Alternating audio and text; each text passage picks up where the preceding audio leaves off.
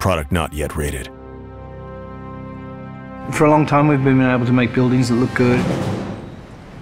We've been able to make cars that look very real. The level of realism goes up and up and up. With previous kind of technologies that you'd use, like facial motion capture, we didn't really ever feel that we could pull that off. You could never really tell whether someone was lying or not. With this technology, what you see is what you get. I'm always happy to help the LAPD.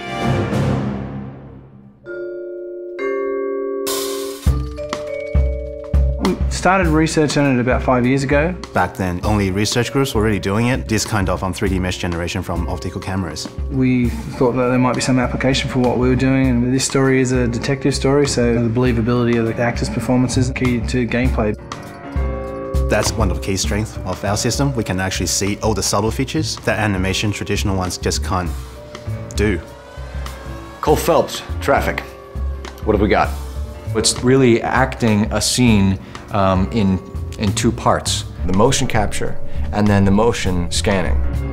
The motion capture captures all the body movements and where people look, so it gives you all of the eye lines. Regulator valve. Good find. Then we move over to this studio where an actor would typically go into makeup in the morning and then have their hair done in a 1940s hairstyle. Then they'd come into a room and sit in the seat behind me, and what the rig does is capture a volume around them. You've got cameras not only around, but also looking upward and downward as well. So any kind of movement is going to cut out some of the information. And they deliver their lines, and as they talk, they get processed and turned into 3D. And action. So the guys' names that I've been seeing doing the repairs on the heaters, they're fully licensed and accredited. We go from 2D videos to 3D meshes. I think you're lying, Racek.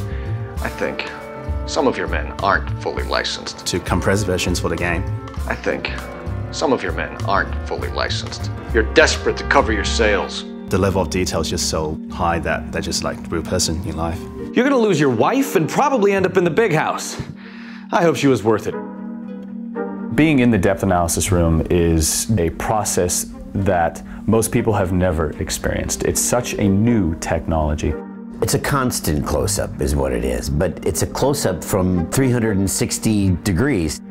There's something pretty special about knowing that you will be recreated, but in another type of form. I saw myself today.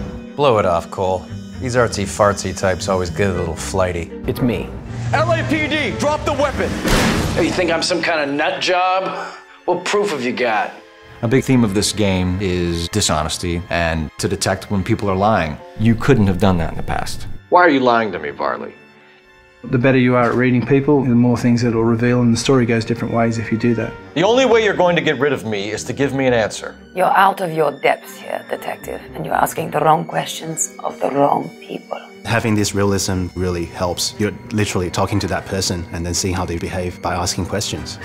Why did you kill Mrs. Terrellson? I have no recollection of the people I have killed. So what if I took a look around that car? You can't be accusing me of nothing. You've got the wrong guy.